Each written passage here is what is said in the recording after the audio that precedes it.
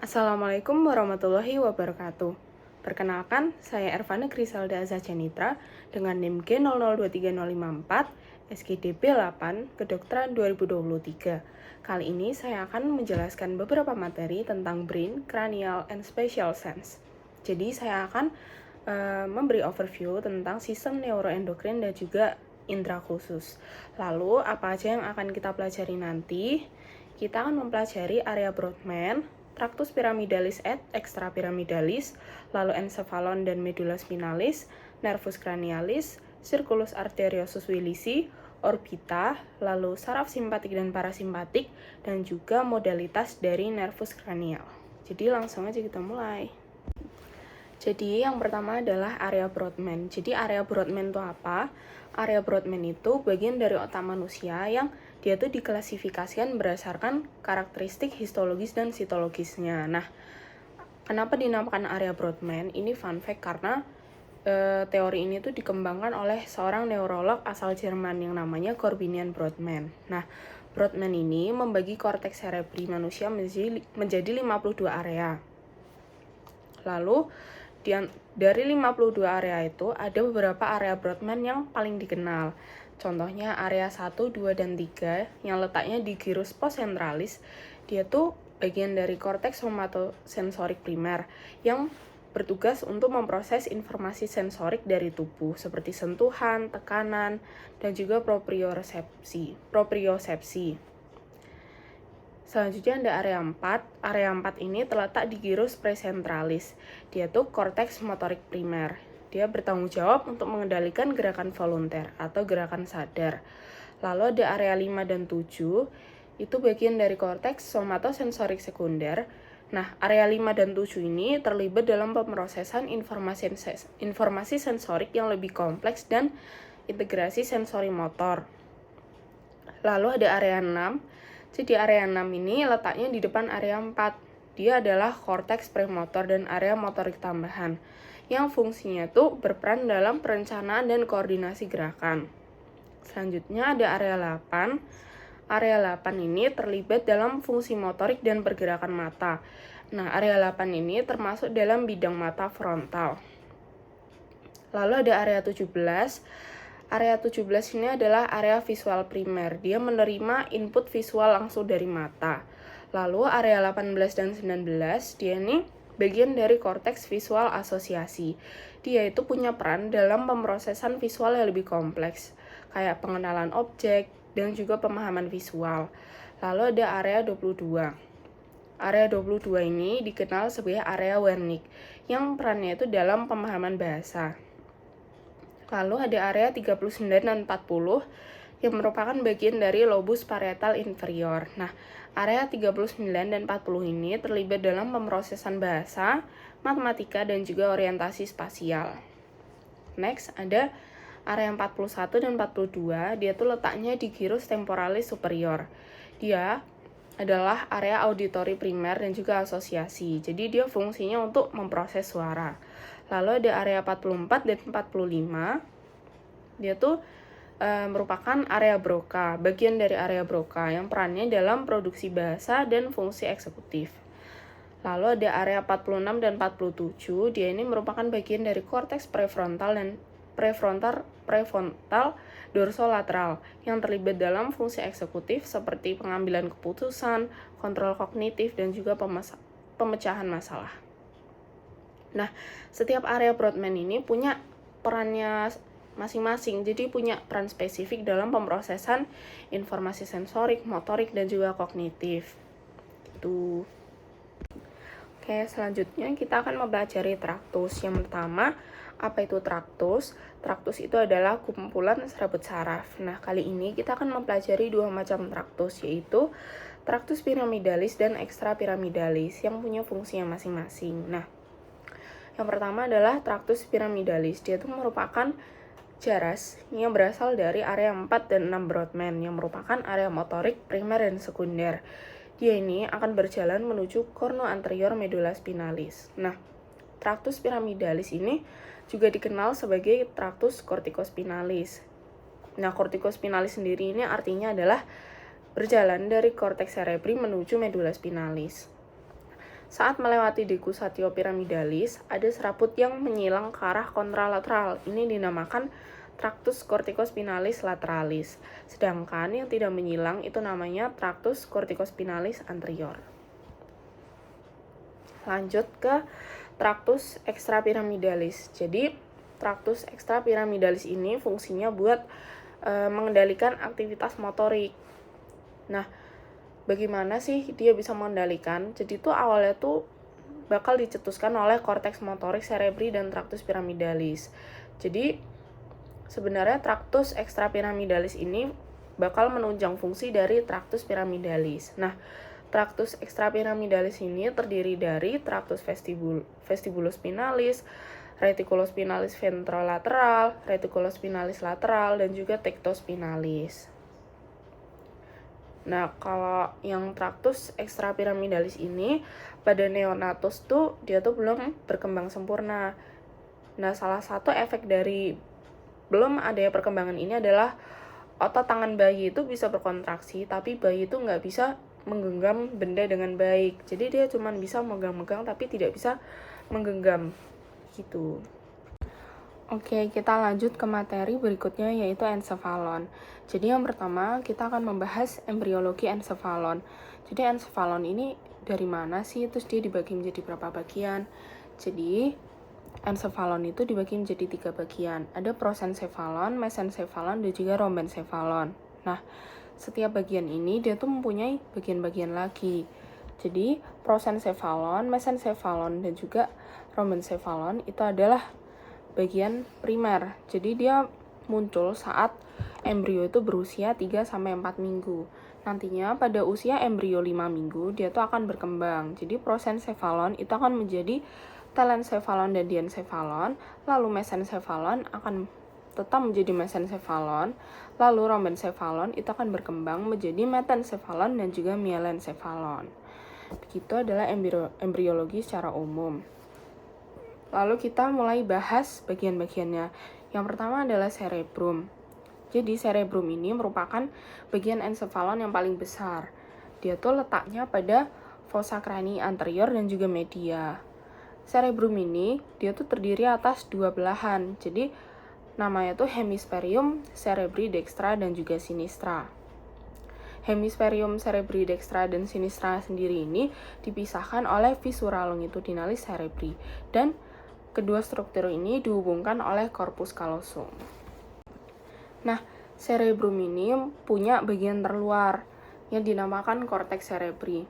Cortex cerebri ini strukturnya itu tidak halus atau polos, jadi dia tuh punya lipatan-lipatan yang namanya gyrus dan juga sulcus. Apa itu gyrus dan sulcus? Jadi seperti yang di gambar ini kita bisa lihat, gyrus itu adalah bagian yang menonjol. Jadi yang berbentuk seperti bukit itu adalah gyrus. Sedangkan sulcus itu adalah bagian cekungannya yang seperti lembah. Nah, beberapa sulcus ini ada yang ukurannya itu besar yang akan membagi cerebri menjadi lobus-lobus. Lalu ada apa aja lobus-lobus? Jadi ada lobus frontalis, parietalis, temporalis, occipital, limbicus, dan juga insula. Nah, lobus limbicus ini dia tuh tersusun atas gyrus cinguli dan juga gyrus parahipokampalis. Nah, dia tuh mengelilingi corpus callosum dan juga diencephalon. Sedangkan lobus insula itu dia tuh letaknya tersembunyi. Jadi dia tuh letaknya di dasar viscera lateralis cerebri dan dia juga ditutup oleh gyrus frontalis inferior. Jadi intinya kedua lobus ini tuh letaknya tersembunyi di dalam. Jadi makanya di gambar ini emang nggak terlalu kelihatan. Lalu tadi kan aku sudah sempat singgung tentang sulci. Nah, lalu ada apa aja sih sulcinya? Yang pertama ada sulcus centralis atau viscera rolandi. Jadi ini tuh letaknya di antara gyrus presentalis dan gyrus postcentralis. Sulcus centralis ini bakal memisahkan lobus frontalis dan juga parietalis. Lalu ada sulcus lateralis cerebri sylvi atau viscera sylvi. Dia ini bakal memisahkan lobus temporalis dari lobus frontalis dan juga parietalis. Selanjutnya ada sulcus parieto-occipitalis. Dia sesuai namanya bakal memisahkan lobus parietal dan juga occipital. Lalu ada sulcus calcarina. Sulcus calcarina ini letaknya di facies medial hemisferium cerebri. Nah, sulcus calcarina ini asalnya itu dari bawah ujung posterior corpus callosum dan akan membentang hingga polus occipital. Nah, di sulcus calcarina itu terdapat banyak korteks visual primer. Lalu, bagaimana dengan girusnya? Kan tadi kan udah bahas sulcus, sekarang bahas girusnya. Jadi, ada yang namanya gyrus praecentralis. Jadi, dia tuh letaknya di antara sulcus praecentralis dan juga sulcus centralis. Lalu ada gyrus frontalis superior yang letaknya di superior sulcus frontalis superior. Lalu ada gyrus frontalis medius yang letaknya di antara sulcus frontalis superior et inferior dan juga gyrus frontalis inferior. Dia letaknya di bagian inferior dari sulcus frontalis inferior. Gitu. Selanjutnya ada gyrus postcentralis. Dia letaknya di antara sulcus centralis dan juga sulcus postcentralis. Lalu ada gyrus parietalis superior dan juga gyrus parietalis inferior. Nah, gyrus parietalis superior dan inferior ini sendiri dipisahkan oleh sulcus intraparietalis. Selanjutnya, ada gyrus temporalis superior. Jadi, gyrus temporalis superior ini letaknya di inferior sulcus lateralis. Jadi, selain itu, dia juga letaknya di superior sulcus temporalis superior. Lalu ada gyrus temporalis medius yang letaknya di antara sulcus temporalis superior et medianus. Lalu ada gyrus temporalis inferior yang letaknya di antara inferior sulcus temporalis medianus. Lalu ada gyrus occipitalis superior dan juga gyrus occipitalis inferior. Nah, kedua struktur ini bakal dipisahkan oleh sulcus occipitalis lateralis. Lalu bagaimana dengan gyrus dan sulcus lobus limbicus? Jadi, mereka ini berada di facies medialis hemisferium cerebri. Dia bakal mengelilingi corpus callosum dan diencephalon. Lalu ada apa aja? Ada gyrus cinguli, gyrus parahipokampalis, area subkalosi, dan juga formatio hippocampii. Lalu, bagaimana dengan gyrus dan sulcus lobus insula? Jadi, kalau struktur dari lobus insula ini ada di dasar sulcus lateralis cerebri sylvii. Terus ada struktur apa aja? Dia bakal ada gyrus longus insula, gyrus brevis insula, sulcus centralis insula, sulcus circularis insula, dan juga limen insula. Oke, karena kita udah selesai membahas lobus, gyrus, dan sulcus, kita lanjut ke sentrum semioval. Jadi apa itu sentrum semioval? Sentrum semioval ini adalah serabut saraf yang memiliki mielin dan juga neuroglia di substansia alba yang terletak di subkorteks atau subkortikalis. Nah, sentrum semioval ini dibagi lagi menjadi 3, yaitu serabut proyeksi, serabut komisura, dan juga serabut asosiasi. Kita akan bahas satu persatu. Jadi yang pertama, serabut proyeksi yang pertama adalah kapsula interna. Jadi kapsula interna ini kumpulan dari serabut eferen yang asalnya itu dari korteks cerebri. Nah, kapsula interna ini ada di antara nucleus caudatus, nucleus lentiformis, dan juga thalamus. Lalu dia tuh punya 3 bagian, yaitu crus anterius, crus posterius, dan juga genu. Lalu selanjutnya adalah serabut proyeksi yang kedua, ada corona radiata. Nah, corona radiata ini dia tuh serabut proyeksi yang menyebar ke semua jurusan korteks cerebri. Dia tuh letaknya di bagian medial dari serabut asosiasi, tapi berpotongan dengan serabut komisura, corpus callosum, dan juga komisura anterior. Lalu yang ketiga adalah radiatio optica. Jadi radiatio optica ini adalah tempat penjalaran serabut saraf di crus posterior kapsula interna menuju ke visura calcarina. Dan itu adalah ketiga serabut proyeksi. Selanjutnya adalah serabut komisura. Jadi serabut komisura ini ada apa aja? Dia ada corpus callosum, ada komisura anterior, komisura posterior, komisura hippocampii, fornicis, dan juga komisura habenularum. Lalu yang ketiga adalah serabut asosiasi. Nah, serabut asosiasi ini bakal menghubungkan korteks yang berjauhan tapi masih terletak di dalam hemisferium yang sama. Serabut asosiasi ini terdiri dari serabut asosiasi yang panjang dan juga pendek.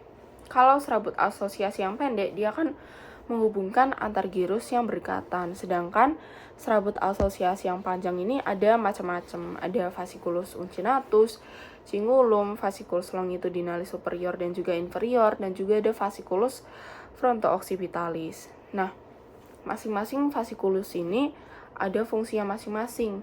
Kalau fasciculus uncinatus, dia bakal menghubungkan area Broca dengan inferior lobus frontal dan juga temporal. Lalu cingulum akan menghubungkan lobus frontal dan parietal dengan hipokampus dan lobus temporal yang berdekatan. Lalu ada fasciculus longitudinalis superior. Dia bakal menghubungkan bagian anterior lobus frontalis dengan lobus parietalis, occipital et temporal, dan juga menghubungkan area Broca dan Wernicke. Selanjutnya ada fasciculus longitudinalis inferior. Dia bakal menghubungkan gyrus lingualis et cuneus dengan gyrus temporalis. Lalu ada fasciculus fronto-occipitalis yang menghubungkan lobus frontalis dengan lobus occipitalis et temporalis. Selanjutnya kita akan membahas ganglia basalis. Jadi ganglia basalis atau nuklei basalis ini apa? Dia tuh merupakan kelompok substansia grisea atau nukleus yang letaknya itu di sentral hemisferium cerebri atau di antara talamus dengan substansia alba hemisferium cerebri. Nah, ganglia basalis ini tersusun dari apa aja sih? Yang pertama ada nukleus caudatus. Jadi, nukleus caudatus ini tuh bentuknya lengkungan. Dia tuh punya kaput di ujung anterior dan mengecil di posterior sebagai cauda. Nah, kaput nukleus caudatus, dia tuh bakal melanjutkan diri ke dalam putamen, sedangkan caudanya bakal berakhir di kompleks amygdaloideum. Lalu yang kedua ada nukleus lentiformis. Nukleus lentiformis ini terdiri dari dua bagian. Ada putamen yang di bagian lateral dan juga globus pallidus di bagian medial, yang mana mereka itu dipisahkan oleh lamina medullaris externa. Lalu yang ketiga itu ada corpus amygdaloideum. Dia berhubungan dengan sistem limbik. Jadi, corpus amygdaloideum ini bakal berhubungan erat dengan ulkus pada gyrus hipokampi. Yang keempat itu adalah claustrum. Jadi, claustrum ini adalah lamina grisea tipis yang letaknya tuh di antara putamen dan juga insula. Oke, selanjutnya kita setelah dari ganglia basalis akan berlanjut membahas medula spinalis. Jadi apa itu medula spinalis? Medula spinalis itu kita juga kenal sebagai sumsum tulang belakang. Nah, medula spinalis ini merupakan bagian dari sistem saraf pusat. Dia tuh fungsinya mentransmisikan sinyal antara otak dengan seluruh tubuh dan dia juga berfungsi untuk mengkoordinasikan refleks. Nah, pada bagian medula spinalis itu ada beberapa pembesaran. Jadi yang pertama ada intumescentia cervicalis yang terletak dari cervical 3 sampai thoracal 2 dan pembesaran klimaksnya terletak di cervical 6 dan juga ada intumescentia lumbalis, yaitu dari thoracal 10 sampai lumbal 2 dengan pembesaran klimaks di thoracal 12. Lalu di bagian ujung ada conus medullaris. Jadi dia itu merupakan ujung inferior dari medula spinalis yang membentuk kerucut. Oleh karena itu namanya conus. Lalu di bagian inferior dari conus medullaris itu ada cauda equina. Jadi cauda equina ini merupakan struktur yang berbentuk seperti buntut pada radix lumbalis et sacralis. Lalu di dalam medula spinalis itu ada apa aja? Yang pertama ada struktur eksterna, ada visura mediana anterior. Jadi, jika kita lihat di bagian anterior itu ada celah yang melewati bagian tengah dari medula spinalis. Itu adalah visura mediana anterior. Sedangkan yang di bagian belakang itu namanya sulcus mediana posterior. Lalu juga ada sulcus anterolateral dan juga sulcus posterolateral. Sulcus anterolateral ini akan menjadi tempat keluarnya radix anterior, sedangkan sulcus posterolateral akan menjadi tempat keluar radix posterior. Lalu di dalam medula spinalis itu ada apa aja? Tentunya ada substansia alba dan juga grisea. Nah, substansia alba ini kita kenal warnanya tuh lebih cerah, dia warnanya lebih putih. Nah, kenapa warnanya putih? Karena substansi alba itu berisi saraf yang diselubungi mielin. Nah, mielin ini mengandung banyak lemak yang kita ketahui kalau lemak ini bakal memberi warna putih. Nah, lalu substansi alba ini bakal dibagi lagi menjadi 3 bagian. Ada funiculus anterior, lateral, dan juga posterior. Lalu, selain substansia alba, ada substansia grisea. Jadi, substansia grisea ini warnanya tuh abu-abu, karena dia didominasi oleh badan sel saraf. Nah, di tengah-tengah dari substansia grisea itu ada canalis centralis. Canalis centralis ini nantinya bakal terisi liquor cerebrospinal sampai ke ventriculus terminal. Lalu bagaimana dengan plexus pada medula spinalis? Jadi yang pertama ada plexus cervicalis. Jadi plexus cervicalis ini dibentuk oleh rami primari ventralis nervi cervicalis 1-5. Lalu ada plexus brachialis, dia itu dibentuk oleh nervi cervicalis 5, 6, 7, 8, dan juga nervus thoracal 1. Lalu ada plexus lumbosacralis yang terdiri atas plexus lumbalis, plexus sacralis, dan juga plexus coccygeus. Selanjutnya kita akan membahas tentang nervus cranialis. Jadi, seperti yang sudah kita kenal sebelumnya, kalau nervus cranialis ini ada 12, ada olfactory, opticus, oculomotorius, trochlearis, trigemi, abducens, facialis, vestibulocochlearis, glossopharyngeal, vagus, accessorius, dan juga hypoglossus. Terus, bagaimana sih tempat keluar nervi cranialis? Jadi, tempat keluar dari nervi cranialis ini ada yang lunak dan juga keras atau basis cranii. Nah, bagaimana dengan tempat keluar yang lunak? Jadi, nomor dari nervus cranialis itu diurutkan dari urutan keluarnya. Jadi, nervus 1 dan 2 itu akan keluar dari encephalon, sedangkan 3-12 itu akan dari truncus cerebri. Nervus 3 dan 4 akan keluar dari mesencephalon, nervus 5-8 akan keluar dari pons, dan nervus 9-12 akan keluar dari medula oblongata. Lalu bagaimana dengan penjelasan spesifiknya? Yang pertama, nervus olfactory itu akan keluar dari bulbus olfactorius. Lalu nervus opticus akan keluar dari chiasma opticum. Terus ada nervus oculomotorius akan keluar dari fossa interpeduncularis. Nervus trochlearis akan keluar dari caudal colliculus inferior. Lalu nervus trigeminus akan keluar dari brachium pontis. Nervus abducens akan keluar dari sulcus bulbopontinus. Lalu nervus facialis akan keluar dari angulus cerebelopontinus. Nervus vestibulocochlearis akan keluar dari angulus cerebelopontinus juga. Lalu nervus glossopharyngeus, vagus, dan juga accessorius akan keluar dari sulcus posterolateral, dan nervus hypoglossus akan keluar dari sulcus anterolateral. Dan itu merupakan tempat keluar nervi cranialis yang bagian lunak. Lalu bagaimana dengan bagian yang keras atau basis cranii? Jadi yang pertama ada lamina cribrosa. Lamina cribrosa ini akan menjadi tempat keluar dari nervus olfactory. Lalu ada canalis opticus. Canalis opticus ini sesuai namanya akan menjadi tempat keluar dari nervus opticus. Lalu ada fissura orbitalis superior. Ini akan menjadi tempat keluar menjadi nervus 3 dari nervus 3, 4, 5 cabang 1 atau ophthalmicus, dan juga nervus 6 atau abducens. Lalu ada foramen rotundum. Foramen rotundum ini akan menjadi tempat keluar dari nervus 5 cabang 2, yaitu nervus maxillaris. Lalu ada foramen oval. Foramen oval ini akan menjadi tempat keluar nervus 5 cabang 3, yaitu nervus mandibularis. Next ada meatus acousticus internus. Ini akan menjadi tempat keluar dari nervus 7 dan juga nervus 8. Lalu ada foramen jugularis. Foramen jugularis ini akan menjadi tempat keluar dari nervus glossopharyngeus, vagus, dan juga accessorius. Lalu yang terakhir, nervus hypoglossus itu akan keluar dari canalis hypoglossus. Oke, selanjutnya kita akan membahas tentang circulus arteriosus Willisi.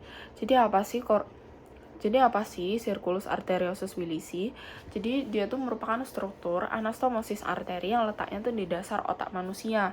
Nah, struktur ini tuh punya peran penting karena dia tuh bakal menyediakan sirkulasi kolateral ke otak, dan dia bakal menjaga aliran darah yang adekuat kalau misalnya ada pembuluh darah yang tersumbat atau menyempit.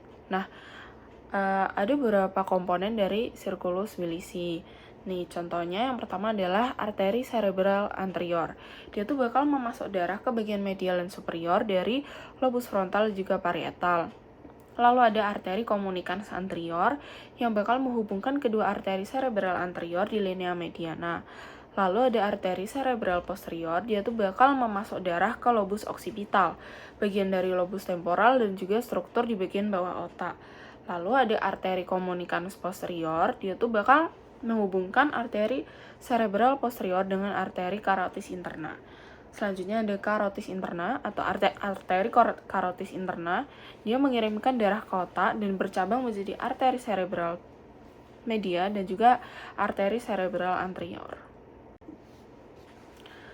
Oke, selanjutnya kita memasuki materi orbita. Jadi aku akan membahas bagaimana sih perjalanan cahaya dari media refrakta yang mencakup kornea, aqueous-humor, lensa, dan juga vitreous-humor hingga sampai ke otak. Jadi, perjalanan cahaya dari media refrakta di mata sampai ke otak itu terdiri dari beberapa tahapan yang kompleks. Jadi, yang pertama, masuknya cahaya ke mata. Jadi, cahaya ini bakal pertama kali masuk ke mata melalui lapisan terluarnya, yaitu kornea, yang merupakan lapisan transparan yang melindungi bagian depan dari mata. Nah, kornea ini memiliki indeks refraksi yang lebih tinggi daripada udara. Jadi ketika cahaya datang, dia tuh akan dibiaskan atau dibelokkan dan masuk ke dalam mata. Selanjutnya, kornea ini bertindak sebagai lensa cembung yang bakal pertama kali memfokuskan cahaya. Nah, pembiasan cahaya yang terjadi di kornea ini bakal mengarahkan cahaya itu buat berlanjut ke bagian pupil.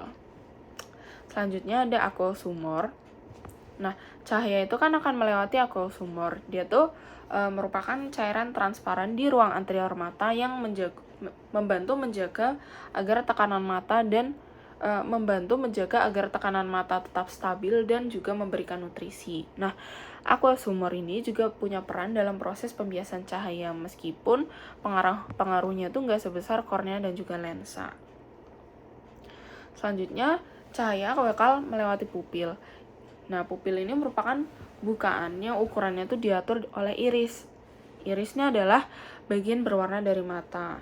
Nah, pengaturan bukaan itu fungsinya untuk mengontrol jumlah cahaya yang masuk. Selanjutnya, cahaya akan mencapai ke lensa mata. Nah, lensa mata ini sifatnya fleksibel dan dia tuh bisa merubah bentuk atau mengakomodasi untuk memfokuskan cahaya pada retina. Nah, lensa mata ini bakal memberikan pembiasan tambahan yang lebih akurat. Jadi, dia bakal memastikan cahaya itu terfokus dengan tepat pada retina. Setelah melewati lensa, cahaya itu bakal melewati vitreous-humor.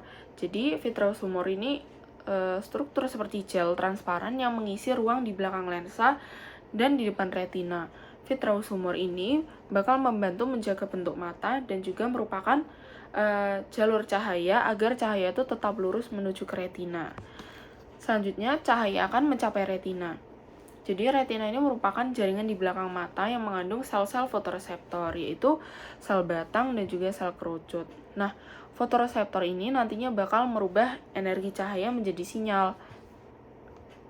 Nah, fotoreseptor ini punya fungsi yang masing-masing, sel batang dan juga sel kerucut. Kalau yang sel batang itu dia tuh berfungsi dalam kondisi cahaya rendah dan memberikan penglihatan hitam putih. Sedangkan sel kerucut bakal berfungsi dalam kondisi cahaya yang terang atau cahaya yang cukup dan bertanggung jawab untuk memberi penglihatan warna. Selanjutnya, berlanjut ke proses transduksi. Jadi sinyal listrik yang dihasilkan oleh fotoreseptor tadi itu bakal dikirim ke sel-sel bipolar dan kemudian ke sel ganglion. Nah, nantinya sel ganglion ini bakal mengumpulkan sinyal dari beberapa fotoreseptor dan bakal mengirimkan sinyal listrik melalui akson mereka yang membentuk saraf optik. Nantinya saraf optik dari kedua mata itu bakal ketemu di kiasma optikum yang merupakan tempat beberapa serabut saraf menyilang ke sisi berlawanan otak. Nah, selanjutnya, sinyal listrik ini bakal diteruskan melalui traktus optikus ke nukleus geniculata lateral di bagian talamus. Nantinya, dari nukleus ini, sinyal ini bakal dikirim ke korteks visual primer di lobus occipital otak.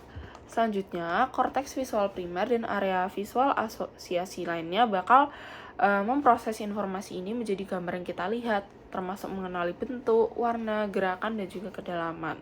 Nah, dari beberapa tahapan ini, cahaya yang masuk ke mata itu bakal diubah jadi sinyal listrik dan diproses di otak. Jadi kita bisa melihat dan memahami apa yang ada di lingkungan sekitar kita. Karena tadi kita udah mempelajari bagaimana perjalanan cahaya dari mata ke otak, selanjutnya kita akan mempelajari apa aja muskulus yang ada di area mata. Jadi yang pertama adalah muskulus levator palpebra superior. Jadi sesuai namanya, levator palpebra, dia tuh punya fungsi buat mengangkat palpebra superior.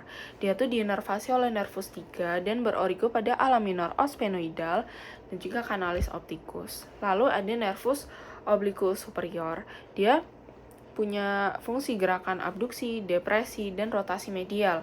Nah, musculus obliquus superior ini bakal diinervasi oleh nervus 4. Lalu ada musculus obliquus inferior, rectus superior, rectus inferior, dan juga rectus medialis. Mereka tuh diinervasi saraf yang sama, yaitu nervus 3. Lalu, bagaimana dengan gerakan-gerakannya? Jadi, obliquus inferior itu punya gerakan abduksi, elevasi, dan juga rotasi lateral. Rectus superior, dia punya gerakan adduksi, elevasi, dan rotasi medial. Rectus inferior, dia punya gerakan adduksi, depresi, dan juga rotasi lateral. Kalau rectus medialis, dia punya gerakan adduksi.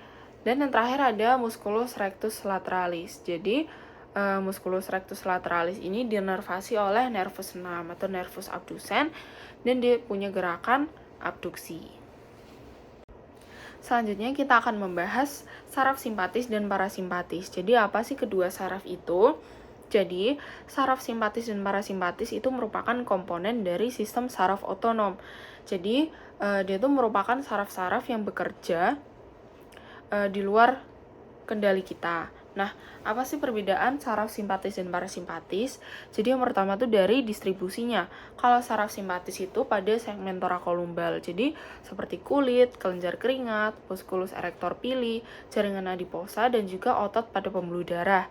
Sedangkan saraf parasimpatis itu pada segmen kraniosakral. Jadi dia tuh terbatas pada kepala dan organ dalam dada. Lalu dia juga terdapat pada perut, bagian panggul, dan beberapa pembuluh darah. Nah, selanjutnya adalah panjang aksonnya. Gimana sih perbedaannya? Jadi kalau saraf simpatis itu punya neuron preganglion yang memiliki akson pendek dan neuron postganglion yang aksonnya panjang. Lalu, saraf parasimpatis itu punya neuron preganglion yang memiliki akson panjang dan postganglion yang aksonnya pendek. Lalu bagaimana dengan neurotransmitternya? Kalau saraf simpatis itu melepaskan asetilkolin, sedangkan asetilkolin dari neuron preganglion, sedangkan dari neuron postganglion akan melepaskan norepinefrin. Kalau saraf parasimpatis dari preganglion maupun postganglion akan melepaskan asetilkolin. Lalu bagaimana dengan efek fisiologisnya? Kalau saraf simpatis itu kita kenal sebagai fight or flight, sedangkan parasimpatis itu rest and digest. Oke, kita memasuki materi terakhir, yaitu modalitas saraf kranial. Jadi kan tadi kita udah sempat mengenal ada 12 nervus kranial. Lalu bagaimana dengan modalitas dan juga fungsi dari masing-masing saraf tersebut? Nah, yang pertama adalah nervus 1 atau olfaktori. Dia tuh punya modalitas spatial visceral sensorik dan dia punya fungsi dalam penciuman. Lalu yang kedua adalah nervus opticus. Dia punya modalitas spatial somatic sensorik. Dia punya fungsi dalam penglihatan. Lalu nervus ketiga atau oculomotor, dia tuh punya dua macam modalitas, yaitu general somatic motorik dan juga general visceral motorik. Masing-masing modalitas ini punya fungsinya sendiri. Jadi yang pertama dari general somatic motorik, dia tuh fungsinya buat otot mata ekstrinsik dan juga levator palpebra superior. Kalau yang general visceral motorik, dia buat sphincter pupil.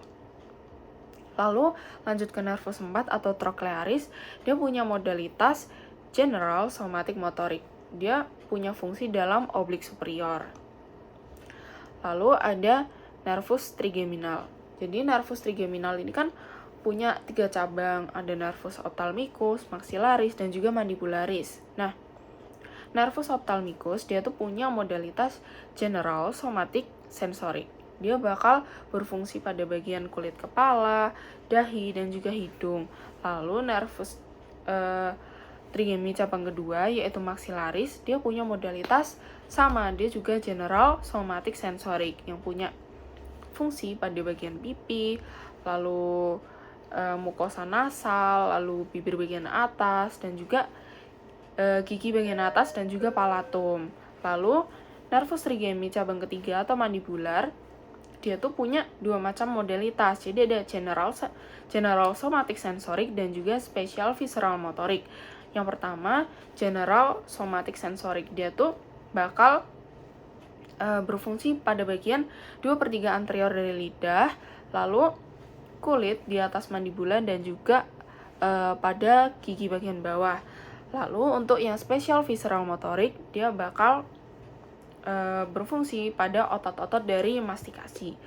Selanjutnya ada nervus 6 atau nervus abdusen, dia mempunyai modalitas general somatic motorik. Dia bakal berfungsi pada musculus rectus lateral. Next, nervus facialis. Jadi nervus facialis ini punya beberapa modalitas, ada general somatic sensorik, special visceral sensorik, general somatic motorik, dan juga general visceral motorik, yang mana modalitas ini masing-masing punya fungsinya. Yang pertama, general somatic sensorik, dia tuh bakal memberi sensasi pada bagian eksternal dari telinga. Lalu ada special visceral sensorik, dia bakal bertanggung jawab dalam perasa dari 2/3 anterior lidah dan juga pada bagian palatum. Lalu ada general somatic motorik, dia bakal berperan dalam menginervasi otot-otot yang mengatur ekspresi dari wajah kita. Lalu ada general visceral motorik, dia akan berfungsi pada bagian lakrimal, submandibular, glandula sublingual, dan juga glandula mukosa dari mulut dan juga hidung. Lalu nervus 8 atau vestibulococlear, dia punya modalitas special somatic sensorik untuk pendengaran dan juga keseimbangan.